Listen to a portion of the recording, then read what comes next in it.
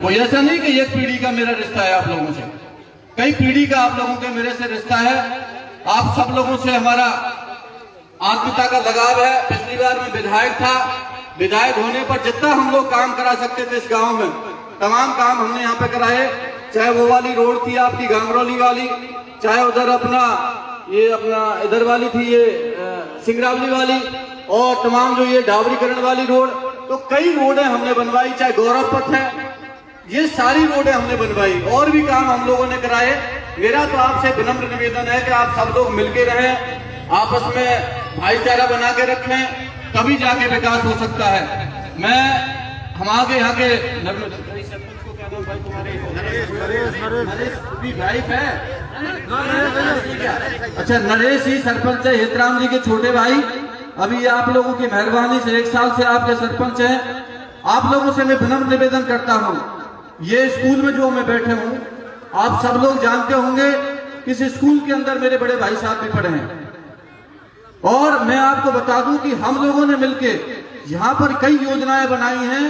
आज गांव को हम लोगों ने, मतलब आपको क्या बताएं कि हम लोगों ने आपकी पानी की जो समस्या थी, बहुत बड़ी पानी की समस्या आप लोगों के गांव की थी, हमने इस गांव के लिए एक पानी की टंकी के लिए सैंक्शन कराई है। पानी की टंकी जिसमें घर घर कनेक्शन इस गांव के लिए पहुंचेंगे, क्योंकि जनसंख्या के हिसाब से गांव के लिए जरूरत थी। और नरहपुर के लिए भी हमने वहां पर ट्यूबवेल सैंक्शन कराया, जो नरहपुर इसकी पंचायत में आता है, वहां पर हमने भी पानी की व्यवस्था कराई है। नरहपुर के अंदर भी, वहां के लिए भी हमने पूरे हर चीज की व्यवस्था कराई है। मैं आपसे निवेदन करता हूं कि हम लोग कहीं विकास में कमी नहीं छोड़ेंगे।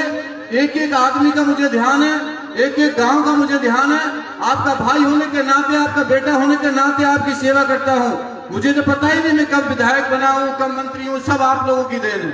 आप लोग जो बैठे हैं ना, सब जितने पंच पटेल यहाँ के बड़े बूढ़े, सब विधायक और सब मंत्री हैं, मैं तो हुई नहीं। और जो भी बनाऊं मैं सब आप लोगों की मेहरबानी से बनाऊं। मेरा इतना निवेदन है कि थोड़ा सा जो ये किसानों वाला मामला चल रहा है, मैं राजनीतिक दल की बात नहीं कर रहा, चाहे वो कांग्रेस पार्टी का दल हो, चाहे वो भारतीय जनता पार्टी का दल हो, चाहे अन्य किसी दल हो। किसान का कोई दल नहीं होता, किसान का कोई दल नहीं होता, अन्नदाता होता है।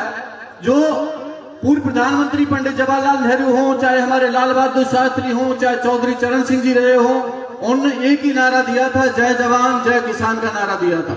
यदि हमारा किसान सुरक्षित है तो इस देश का जवान भी सुरक्षित है और हिंदुस्तान की आवाम भी सुरक्षित है। तो आप लोगों से मैं तमाम, आओ ठेकेदार पप्पू जी, तो तमाम हमारे जो किसान भाई जो दिल्ली बॉर्डर पर बैठे हैं, चाहे गाजियाबाद बॉर्डर पर बैठे हैं, चाहे वो अपने ठीकरी बॉर्डर पर बैठे हैं, चाहे अपने यहाँ शाजापुर बॉर्डर पर बैठे हैं, मैं आपको थोड़ी सी 2-4-5 मिनट लूंगा, उसके बाद अपना मैं भाषण विराम करूंगा, क्योंकि मुझे भी एक कार्यक्रम में और जाना है। कि जो तीन काले कानून आए हैं, उन काले कानूनों के बारे में बताना चाहूंगा। कि पहला कानून है कि जो यहाँ पर हमारे चौथैया जी भी बैठे, किधर बैठे, ये बैठे, तुम्हारी कितनी आड़त है हमारे यहाँ से 60 आड़त है, भुसावर में 60 आड़त है। यदि मंडी खत्म हो गई ना तो ये व्यापारी खत्म हो जाएंगे, ये व्यापारी खत्म हो जाएंगे। मंडी खत्म हो गई तो, और मंडी खत्म हो गई तो पल्लेदार खत्म हो जाएगा, और पल्लेदार खत्म हो गया तो सफाई कर्मचारी खत्म हो जाएगा, उसमें मुनीम खत्म हो जाएगा। तो मैं तो इतना कहता हूं कि जो पहला कानून आया है कि मंडियों को खत्म कर देंगे, मैं चाहता हूं कि हमारी शादी ब्याह के अंदर जब हमें जरूरत पड़ती है तो मंडी जो आड़तिया होता है, उस मंडी आड़तिया से हम लोग पैसा ले आते हैं शादी ब्याह के अंदर, और जब जाके अपना काम चला लेते हैं। और फसल जैसे अब ये तमाम लोग यहाँ पे बैठे, सब लोग तुम लोग बैठे हैं कि भाई आड़त में तुम लोग जब लेके जाते हो मंडी में, तो आपकी फसल पे बोली लगती है कि नहीं लगती है? बताओ, आपकी बोली लगती है कि नहीं लगती है? जब मंडी पे जाते हो बोली लगती है। और जब मंडी पे होता है 1, 2, 3, जब 3 हो जाता है तो फसल की उसकी बोली खत्म, आड़तिया कर देता है। जब किसान चाहे कि फसल बेचनी है तो बेच देता है, और किसान नहीं चाहे कि फसल नहीं बेचनी है तो किसान उस वापस अपने ट्रैक्टर की फसल में वापस ले आता है। तो आपकी मंडियां खत्म हो जाएंगी, तो आपका बिल्कुल बेरोजगार हो जाएंगे। दूसरा जो मैं बात बताऊं आपको, काउंटिंग फार्मिंग वाला है। आप सोचो और समझो, मैं इसलिए कह रहा हूं आपके बीच में कि आज हो सकता है मैं विधायक हूं, कल को आप कहते हैं कि यार विधायक कहने तो बताया नहीं, तू हमारे यहाँ तो मिले हो, हमें तो बता दो भाई है क्या चीज ये। कॉन्ट्रैक्ट फार्मिंग का सिस्टम है कि खेती आपकी ठेके में चली जाएगी, खेती ठेके में चली जाएगी, और खेती जब ठेके में चली जाएगी तो बड़े बड़े उद्योगपति आएंगे, टाटा, बिरला, अडानी, और पूरे जैसे भरतपुर जिला है पूरी खेती भी ठेके पे ले लेंगे, और खेती ठेके पे चली गई तो आप समझ सकते हैं कि जो हमारा युवा है वो बेरोजगार हो जाएगा, किसान है वो बेरोजगार हो जाएगा।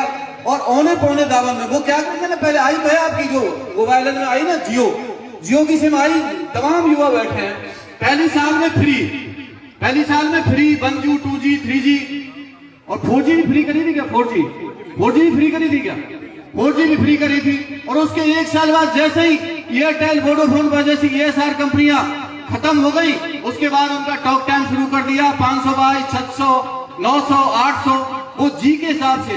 तो ये एक तरह से कॉन्ट्रैक्ट फार्मिंग का है, पहले आपको साल 2 साल तो ज्यादा पैसे देंगे और उसके बाद में फिर वो रेट को, जब मंडी खत्म हो जाएंगी तो रेट को डाउन कर देंगे, किसान को मजबूरी में फसल बेचनी पड़ेगी। और तीसरी चीज जो आई इस बिल के अंदर जो है स्टोरेज, जो भंडारण सीमा है उसकी छूट दी गई है। भंडारण सीमा क्यों छूट दी गई है कि पहले 25% रखते थे, 25% रखते थे और 25% में 100% छूट कर देगी, और उससे काला बाजारी बढ़ेगी।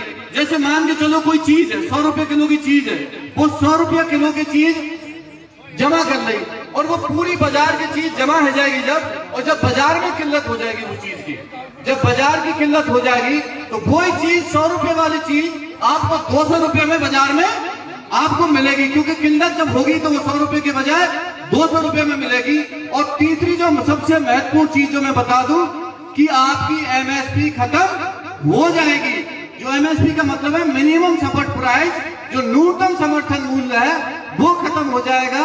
जो से देसी भाषा में मैं कहूं तो लेवी, जैसे लेवी में सरसों लगती है और आपकी सरसों का भाव है 4000 रुपए कुंटल, तो लेवी उसको 4500 रुपए कुंटल लेती है, तो किसान को 500 रुपए कुंटल का फायदा हो जाता है। तो आपकी MSP खत्म हो जाएगी। और सबसे बड़ा जो आपका एक गले का फंदा डाल दिया कि किसान की जमीन पे विवाद हो जाए, मालिक और किसान की जमीन पे विवाद हो जाए, तो पहले कोर्ट जा सकता था आदमी, अब कोर्ट का प्रावधान इन्होंने खत्म कर दिया। अब सीधा SDM के ऑफिस जाओ और SDM के बाद नहीं सुनता है तो कलेक्टर के पास जाओ। अब आज की डेट में SDM कितना सुनता है मुझे बताओ? आदमी चक्कर लगा के वापस आ जाता है, SDM सुनने को राजी नहीं होता, कलेक्टर के पास में वैसे ही टाइम नहीं होता, तो किसान चक्कर काटता रहेगा SDM के दफ्तर के और कलेक्ट्रेट के। कोर्ट का सिस्टम खत्म कर दिया। किसान जो कह रहे हैं वो ये कह रहे हैं कि न्यूनतम समर्थन लागू होना चाहिए, न्यूनतम समर्थन मूल्य मिलना चाहिए कि नहीं मिलना चाहिए, आप लोग बताओ। लिए यदि किसान में और मालिक में विवाद हो जाए तो सिविल कोर्ट, हाई कोर्ट और सुप्रीम कोर्ट में हमें जाने का अधिकार होना चाहिए। तो मेरा तो आपसे विनम्र निवेदन है कि ये जो 3 काले कानून आए हैं ये किसान के गले में फंदा डाल देंगे, किसान के गले में फांदा डाल देंगे। मैं भी किसान का बेटा हूं, सामने तुम भी किसान के तमाम किसान बैठे हैं, और जो हमारी रोजी रोटी चलती है उस किसान के अन्नदाता से चलती है। ये भारत देश कृषि प्रधान देश है, इसमें 80% लोग किसान रहते हैं। तो मैं तो आप सब लोगों से विनम्र इतना ही निवेदन करूंगा कि आप सब लोग मिलके इन किसानों का साथ दें। और ये 3 काले कानून है, इसमें कोई प्रेस्टीज इशू नहीं बनाना चाहिए। यदि मैं गलत हूं, अब आपसे किसी ने पूछा था कि ये कानून बना दो, जब जरूरत नहीं है तो मत बनाओ। अब ये कोई मान के चलो, ये पटेल जी बैठे हैं, इनको फेंटा बांधना पसंद है कि मैं तो फेंटा पहनूंगा, जैकेट पहनूंगा, तो फेंटा बांधना और जैकेट पहनना, मुझे ये जैकेट पसंद है तो जैकेट जरूरी है, मैं पसंद है तो मैं वही पहनूंगा।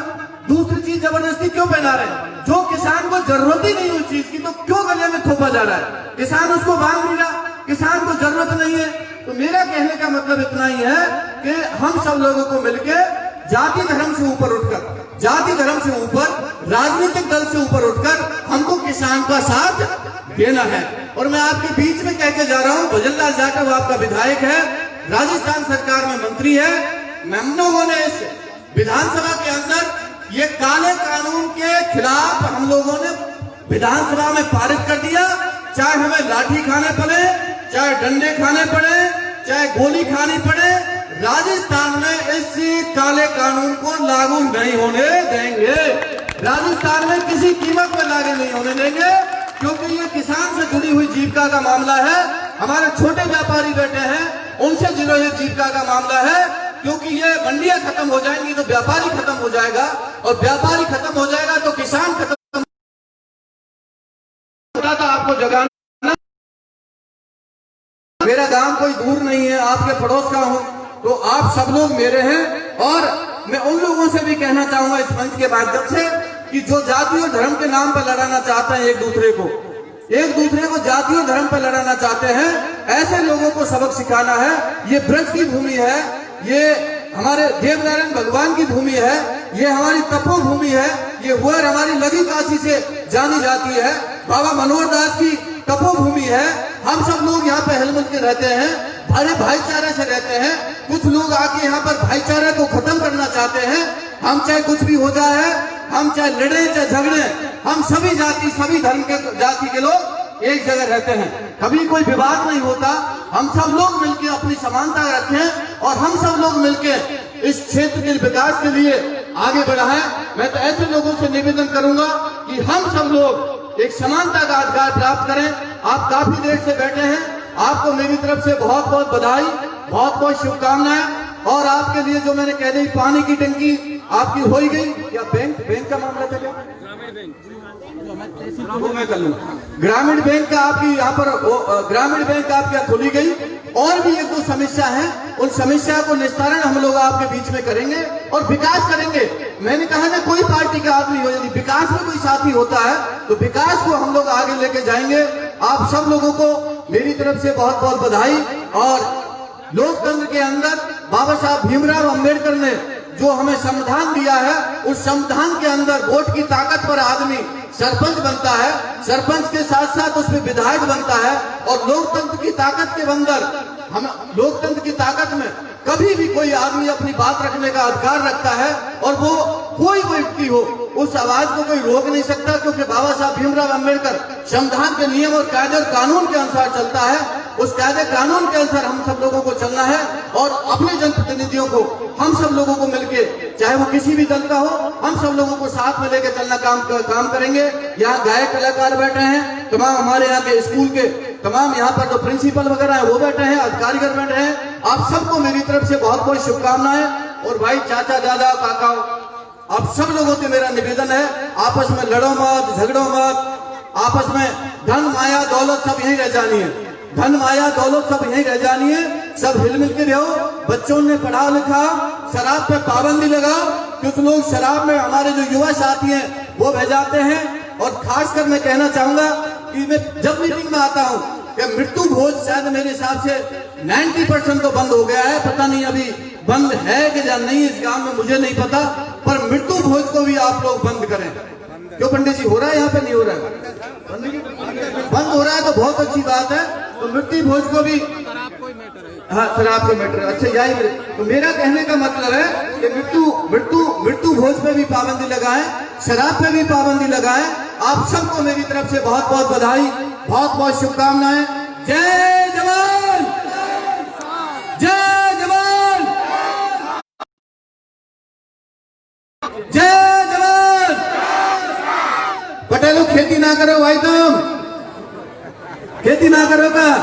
पहले जमाने के अंदर पहले जमाने के अंदर आप समझ सकते थे कि वो हल चलाते थे, और हल चलाने के बाद में जब हम लोग 1 बीघे, अब तो आजकल डीजल जलाओ फटाफट ट्रैक्टर घूमो।